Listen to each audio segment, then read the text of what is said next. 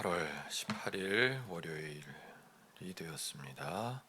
오늘 하나님께 드릴 찬양은 찬송가 372장입니다.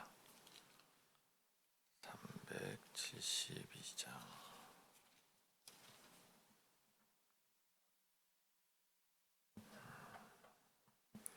우리 가사를 함께 읽는 것으로 주님께 찬양을 올리겠습니다.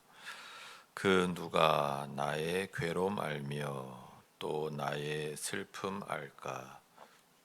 주밖에 누가 알아주랴. 영광 할렐루야. 나 자주 넘어집니다. 오 주여. 나 자주 실패합니다. 오 주여. 그 누가 나의 괴로움 알며 또 나의 슬픔 알까? 주밖에 누가 알아주랴. 영광 할렐루야. 그 누가 나의 괴로움 알며 또 나의 슬픔 알까? 주밖에 누가 알아주랴. 영광 할렐루야. 나 슬픈 일 당합니다. 오 주여. 나 심히 괴롭습니다. 오 주여.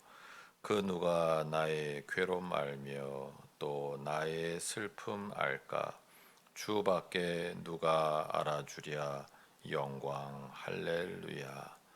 그 누가 나의 괴로움 알며 또 나의 슬픔 알까?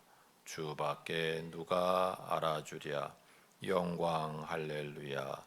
저 마귀 유혹합니다. 오 주여. 나 승리하게 하소서. 오 주여. 그 누가 나의 괴로움 알며 또 나의 슬픔 알까? 주밖에 누가 알아주랴. 영광 할렐루야. 아멘. 기도드리겠습니다.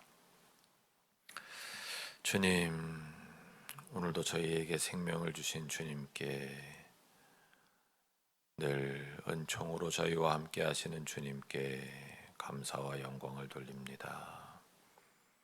그럼에도 주님, 지금 이 시간 슬픔에 잠겨 있는 이들이 있습니다. 비통함에 사로잡힌 이들이 있습니다.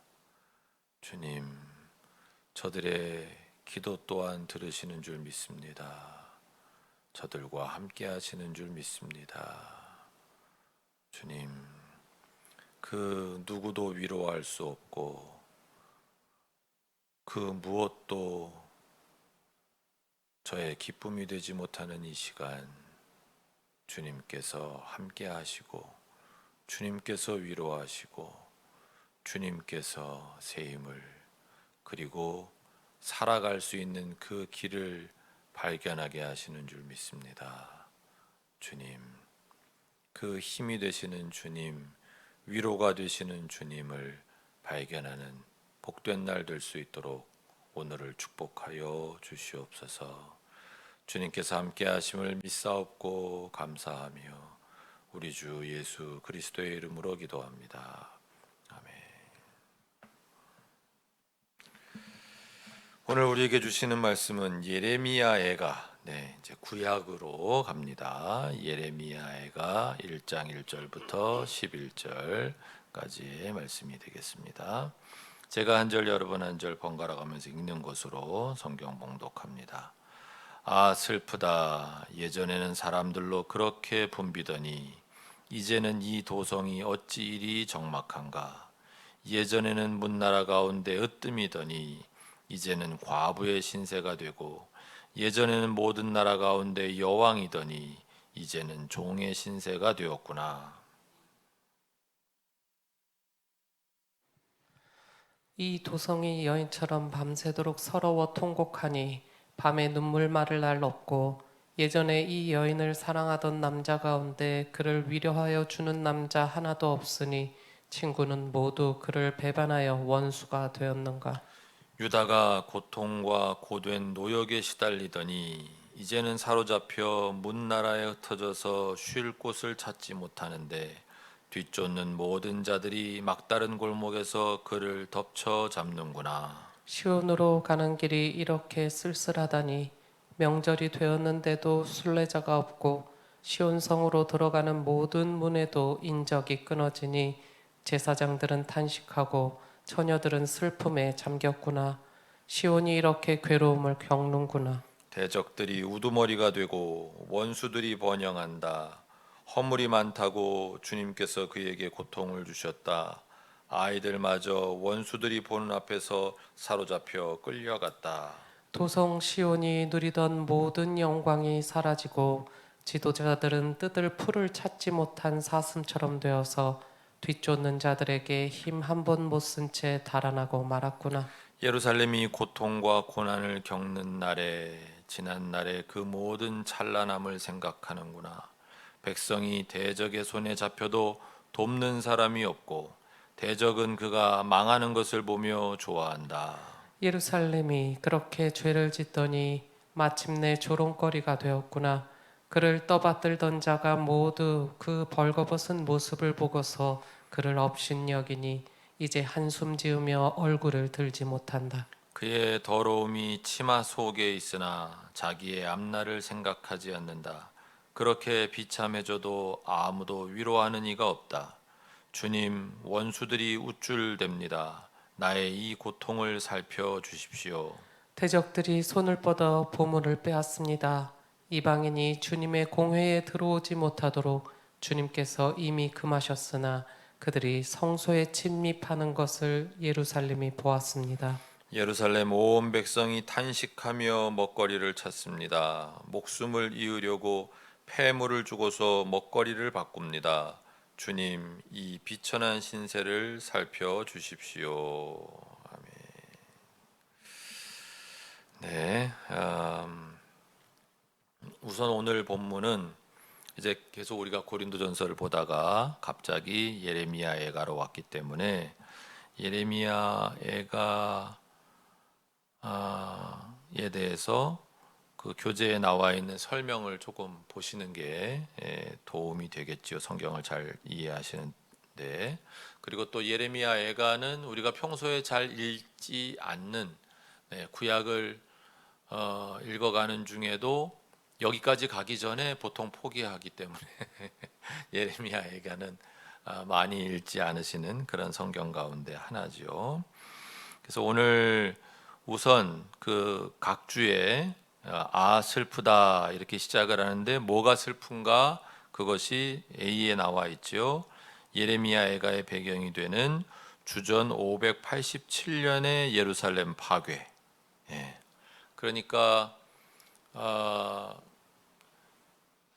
이스라엘 사사기 시대를 지나고 사사기 때까지는 왕이 없었어요. 그냥 하나님이 왕이시고 필요에 따라서 세워진 지도자들이 있을 때였는데 사사기 시대가 끝날 즈음에 우리도 왕을 세워달라고 왕이 없어서 우리가 이렇게 시달리면서 산다고 그래서 사무엘 선지자가 왕이 있을 때의 문제점 막 이런 거 얘기해 줬지만 그래도 왕을 세워달라 그래서 하나님이 왕 세워줘라.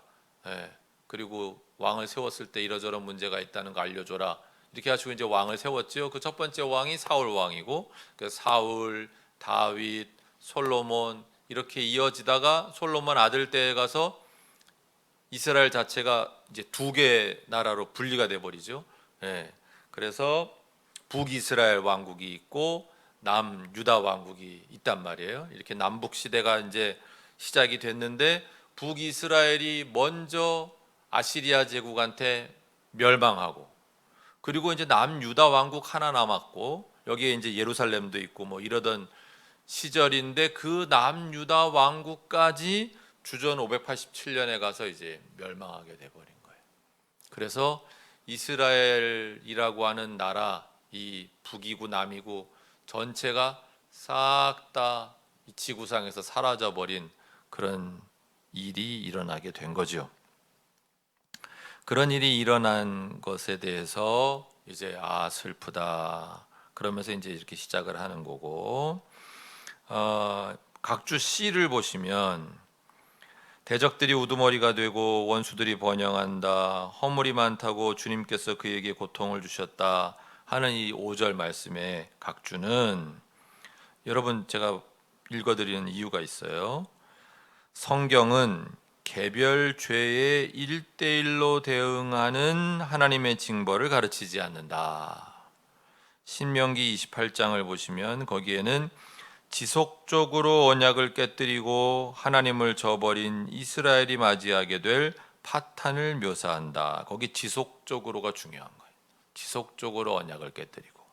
그러니까 하나님께서는, 우리는 이제 그런 생각을 하죠. 내가 개인적으로 내가 이런 죄를 저질렀더니 하나님이 바로 이렇게 징벌하시고, 또 저런 죄를 저질렀더니 하나님이 바로 이렇게 징벌하시고, 그런 하나님에 대해서 말씀하지 않는다는 거예요. 하나님 그렇게 한가하지 않으세요. 지금 인류가 몇 명인데 지금 그렇게 뭐 하나 잘못하면 아유 에이 요놈아, 뭐 하나 잘못하면 에이 녀석아, 그러고 그렇게 징벌하고 쫓아다니시고 그런 분 아니에요. 하나님은 기본적으로는 우리가 잘 아는 것처럼 사랑의 하나님이시고, 근데 하나님은 또 공의의 하나님이시기도 하죠. 하나님이 죄를 계속 내버려 두실 수 없는 분인 거예요. 아무리 사랑하는 사람이어도 그 죄는 심판하시는 거거든요. 그래서 신학자들은 그런 얘기를 해요. 하나님은 죄를 사랑하시는 게 아니다, 죄인을 사랑하시는 거지, 그 사람을 사랑하시는 거지, 하나님은 절대 죄를 사랑하시는 게 아니거든요. 그래서 그렇게 개별적으로 일일이 뭐 하나 잘못할 때마다 벌 내리고 뭐 어떻게 하시고 막 이렇게는 안 하시지만, 지속적으로 언약을 깨뜨려 계속 이 하나님의 백성들이 집단적으로 아주 지속적으로 하나님의 언약을 깨뜨려, 그러면 거기에 대해서는 하나님이, 왜? 하나님은 죄를 용서하시는 게 아니고 죄인을 용서하시는 거고, 죄를 사랑하시는 게 아니고 죄인을 사랑하시는 거기 때문에 하나님께서 그 죄에 대해서는 심판하시는 날이 오는 거죠. 그래서 지금 이 587년에 예루살렘이 멸망하기 전까지 하나님이 얼마나 긴 세월 동안, 여러분 다윗이 다스리던 때가 주전 1000년이거든요. 1000년경이에요. 그 이전에부터도 뭐 죄가 늘 쌓여 왔었지만, 그 뒤로도 거의 500년 동안 하나님이 기회를 또 주시고 또 주시고, 그런데도 지속적으로 언약을 깨뜨리고 거기에 대한 하나님을 저버린 이들이 맞게 되는 파탄에 대해서 지금 말씀을 하고 계시는 거다. 그래서 사실은 우리는 어떤 그 민족적인 또는 국가적인 고난이 왔을 때 하나님께 어떻게 이럴 수 있냐는 식으로 드릴 말씀은 사실은 없어요. 가만 생각해 보면 얼마나 우리가 오랫동안 하나님의 뜻을 저버리고 하나님 나라를 이루도록 그 하나님 나라의 가치를 쫓으며 살아가라고 하나님은 하셨는데, 일찍이 구약에서부터 그걸 하나님이 늘 말씀을 하시는데 그거는 버려버리고, 지금 이스라엘도 어떻게 했어요? 하나님 등지고 그 주변 열국들, 그 열국들의 힘을, 이 유다가 마지막에 망할 때도 애굽 의지하고 자기네 남쪽에 있는 강대국 애굽 제국을 의지하고, 바벨론 제국은 니들은 뭐 신흥 제국인데 니까지 있고 우리한테는 애굽이 있어, 이렇게 그거 믿고 까불다가 박살. 그러다가 아시리아 멸망하고 남유다 제국 멸망하고 이렇게 된 거거든요. 왕국이 멸망한 게.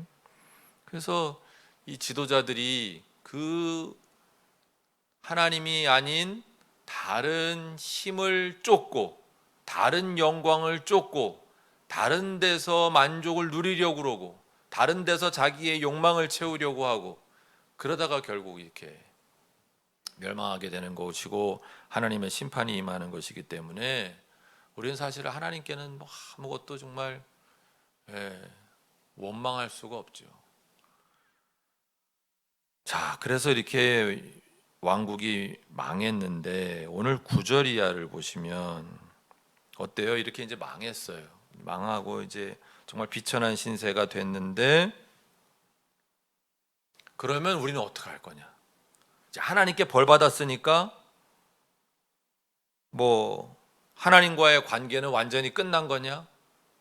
아니, 그때에도 그렇게 비천한 신세가 된 다음에도 우리가 의지할 분은, 간구할 분은 역시 하나님밖에 없으시구나 하는 걸 또 발견하게 되는 거죠. 그래서 오늘 그 9절 이하에 그 예루살렘의 탄식, 처절한 호소, 이렇게 이제 그런 것들이 등장합니다. 그래서 마지막 11절 마지막 하반절이 그렇지 않습니까? 주님, 이 비천한 신세를 살펴주십시오. 그 인간은 결국 이렇게 될 수밖에 없어요. 막 잘난 척하고 뭐 그래서 하나님 없이 살 수 있는 것처럼 막 자기 멋대로 그냥 자기 욕망을 쫓으면서 과하게, 그 과한 욕망이 뭐라고요? 그 탐욕을 쫓으면서 그렇게 살아가다가 그것이 지속적으로 문제가 계속 일어날 때 하나님이 벌하시면 그냥 낮아질 수밖에 없는 게 인간이고, 그렇게 낮아진 다음엔 또 찾을 수 있는 분이 하나님밖에 없는 존재가 우리 인간이다 라고 하는 걸 우리가 늘 기억하고, 오늘 우리 한국 사회에도, 우리 한국 교회도 정말 너무 교만하게 그렇게 할 것이 아니라 우리가 정말 하나님 앞에서 겸손하게 하나님의 뜻을 쫓으며 하나님께 진정 영광을 돌린다는 것이 무엇인가, 그것을 찾으면서 우리의 삶을 재정비하지 않으면 한국 교회가 망할 날도 멀지 않았다. 급속하게 지금 멸망해 가고 있지 않습니까? 주님이 비천한 신세를 살펴주십시오. 우리가 돌이킬 수 있도록 도와주십시오. 그렇게 기도해야 되는 때가 아닌가 싶습니다. 오늘 우리의 아직은 살만한, 아직은 그래도 견딜 만한 이런 때에 하루빨리 주님의 진정한 뜻을 쫓을 수 있고, 우리가 주님으로부터 심판받지 않을 정말 하나님 나라, 그 나라를 위해 우리가 어떻게 살아가야 될지 그 길을 간절한 마음으로 찾고 또 그 길을 향해 나아가는 저희 모두가 다 되시기를 주님의 이름으로 축원합니다.